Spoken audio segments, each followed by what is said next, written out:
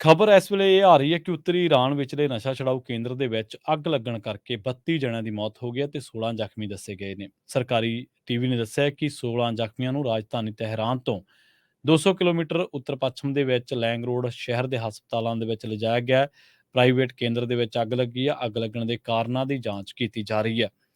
ਉਧਰ ਦੂਜੇ ਪਾਸੇ ਕੈਨੇਡਾ ਦੇ ਵਿੱਚ ਸਟੱਡੀ ਪਰਮਿਟ ਹਾਸਲ ਕਰਨ ਦੇ ਲਈ ਜਾਲੀ ਕਾਲਜ ਦਾਖਲਾ ਪੱਤਰ ਦੇ ਕੇ ਸੈਂਕੜੇ ਭਾਰਤੀ ਵਿਦਿਆਰਥੀਆਂ, ਜਿਨ੍ਹਾਂ ਦੇ ਵਿੱਚ ਬਹੁਤੇ ਪੰਜਾਬੀ ਨੇ, ਉਹਨਾਂ ਦੇ ਨਾਲ ਹਜ਼ਾਰਾਂ ਡਾਲਰਾਂ ਦੀ ਠੱਗੀ ਮਾਰਨ ਦੇ ਮੁਲਜ਼ਮ ਇਮੀਗ੍ਰੇਸ਼ਨ ਏਜੰਟ ਨੇ ਆਪਣੇ ਖਿਲਾਫ ਲੱਗੇ ਦੋਸ਼ਾਂ ਤੋਂ ਇਨਕਾਰ ਕਰ ਦਿੱਤਾ ਹੈ। ਬਰਜੇਸ਼ ਮਿਸ਼ਰਾ, ਜਿਹਨੂੰ ਕਿ ਜਿਹੜਾ ਕਿ ਜੂਨ ਤੋਂ ਬ੍ਰਿਟਿਸ਼ ਕੋਲੰਬੀਆ ਦੀ ਇੱਕ ਜੇਲ੍ਹ ਦੇ ਵਿੱਚ ਬੰਦ ਹੈ, ਉਸਨੇ ਕਿਹਾ ਕਿ ਉਸ ਨੂੰ ਭਾਰਤ ਦੇ ਅੰਤਰਰਾਸ਼ਟਰੀ ਵਿਦਿਆਰਥੀਆਂ ਨੇ ਬਲੀ ਦਾ ਬੱਕਰਾ ਬਣਾਇਆ। ਵੀਡੀਓ ਲਿੰਕ ਦੇ ਰਾਹੀਂ ਟੋਰਾਂਟੋ ਦੇ ਵਿੱਚ ਇਮੀਗ੍ਰੇਸ਼ਨ ਟ੍ਰਿਬਿਊਨਲ ਦੇ ਸਾਹਮਣੇ ਆਪਣੀ ਪਹਿਲੀ ਜਨਤਕ ਪੇਸ਼ੀ ਦੇ ਦੌਰਾਨ ਮਿਸ਼ਰਾ ਨੇ ਕਿਹਾ ਕਿ ਵਿਦਿਆਰਥੀ ਆਪਣੀਆਂ ਗਲਤੀਆਂ ਤੇ ਪਰਦਾ ਪਾਉਣ ਦਾ ਦੋਸ਼ ਮੇਰੇ ਤੇ ਲਾ ਰਹੇ ਨੇ।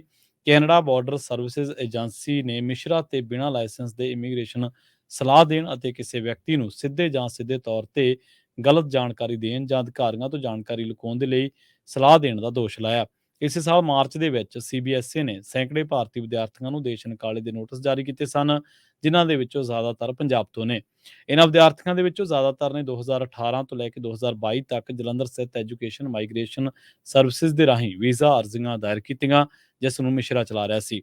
ਮਿਸ਼ਰਾ ਨੇ ਕਥਿਤ ਤੌਰ ਤੇ ਇੱਕ ਪ੍ਰਮੁੱਖ ਸੰਸਥਾ ਹੰਬਰ ਕਾਲਜ ਦੇ ਵਿੱਚ ਦਾਖਲਾ ਫੀਸ ਸਮੇਤ ਸਾਰੇ ਖਰਚਿਆਂ ਦੇ ਲਈ ਹਰੇਕ ਵਿਦਿਆਰਥੀ ਤੋਂ 16 ਤੋਂ ਲੈ ਕੇ 20 ਲੱਖ ਰੁਪਏ ਦਾ ਖਰਚਾ ਲਿਆ ਸੀ। ਹੁਣ ਜਦੋਂ ਇਜ਼ਰਾਈਲੀ ਫੌਜ ਲਗਾਤਾਰ ਗਾਜ਼ਾ ਸਿਟੀ ਦੇ ਵੱਲ ਵਧ ਰਹੀ ਹੈ, ਤਾਂ ਅਮਰੀਕਾ ਤੇ ਅਰਬ ਮੁਲਕਾਂ ਨੇ ਜੰਗਬੰਦੀ ਅਤੇ ਹਮਾਸ ਦੇ ਇਲਾਕਿਆਂ ਦੇ ਵਿੱਚ ਘੇਰਾਬੰਦੀ ਖਤਮ ਕਰਨ ਦੇ ਯਤਨ ਤੇਜ਼ ਕਰ ਦਿੱਤੇ ਨੇ। ਉਹਨਾਂ ਆਮ ਨਾਗਰਿਕਾਂ ਤੱਕ ਸਹਾਇਤਾ ਪਹੁੰਚਾਉਣ ਦੇ ਉਦੇਸ਼ ਦੇ ਨਾਲ ਥੋੜੇ ਸਮੇਂ ਦੇ ਲਈ ਜੰਗਬੰਦੀ ਦਾ ਸੱਦਾ ਦਿੱਤਾ ਹੈ। ਅਮਰੀਕੀ ਰਾਸ਼ਟਰਪਤੀ ਜੋ ਬਾਈਡਨ ਨੇ ਵੀ ਮਾਨਵੀ ਜੰਗਬੰਦੀ ਦਾ ਸੁਝਾਅ ਦਿੱਤਾ ਹੈ। ਇਸੇ ਉਦੇਸ਼ ਦੇ ਤਹਿਤ ਅਮਰੀਕਾ ਦੇ ਵਿਦੇਸ਼ ਮੰਤਰੀ ਐਂਟਨੀ ਬਲਿੰਕਨ ਮੁੜ ਇਜ਼ਰਾਈਲ ਅਤੇ ਜਾਰਡਨ ਦੇ ਦੌਰੇ ਤੇ ਆ ਰਹੇ ਨੇ। ਉਹ ਮੱਧ ਪੂਰਬ ਦੇ ਹੋਰਨਾਂ ਮੁਲਕਾਂ ਦਾ ਵੀ ਦੌਰਾ ਕਰ ਸਕਦੇ ਨੇ। ਇਜ਼ਰਾਈਲ ਨੇ ਅਜੇ ਤੱਕ ਬਾਈਡਨ ਦੇ ਬਿਆਨ ਤੇ ਕੋਈ ਪ੍ਰਤੀਕਰਮ ਨਹੀਂ ਦਿੱਤਾ। ਉਧਰ ਦੂਜੇ ਪਾਸੇ ਹਮਾਸ ਕਬਜ਼ੇ ਵਾਲੇ ਗਾਜ਼ਾ ਦੇ ਸਿਹਤ ਮੰਤਰਾਲੇ ਨੇ ਦੱਸਿਆ ਕਿ ਇਜ਼ਰਾਈਲ ਦੇ ਨਾਲ ਜੰਗ ਦੇ ਵਿੱਚ 3760 ਬੱਚੇ ਨੇ ਜਿਹੜੇ ਮਾਰੇ ਜਾ ਚੁੱਕੇ ਨੇ।